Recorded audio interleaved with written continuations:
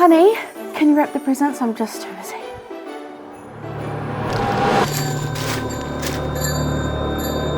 Who wrapped those? You'll be fine. Just go to Waste Free Celebrations.